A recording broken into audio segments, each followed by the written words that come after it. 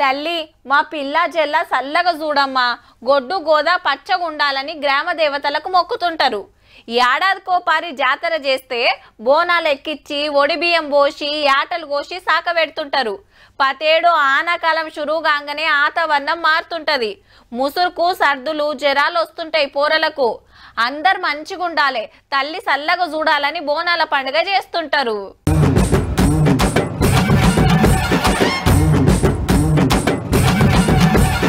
ఇంకో 2 వారాలైతే పట్నం అంతా డిల్లెం పల్లెం మోతలే. మళ్ళా గుళ్ళకాడ సౌలతులు వేస్తానికి 20 కోట్లు శాంక్షన్ చేసింది సర్కారు.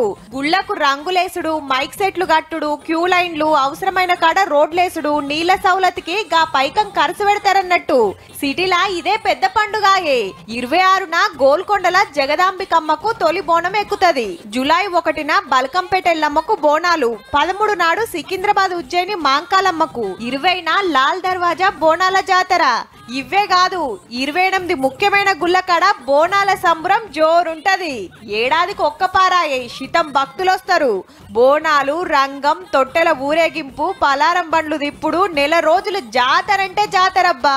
ఇంత పెద్ద పండుగకు ఏడ ఏ తక్లీఫ్ రాకుండా చూసుకోవాలి కాబట్టి గవర్నమెంట్ 20 కోట్లు పంపుతాంది. ఏ గుడికి ఎంత అక్కరుంటే అంత ఖర్చు పెడతానికి. ఇయాల్టికైతే గింతే. బోనాలకు ముంగట మల్లోపారి చెప్పుకుందాం తీయుర్రి.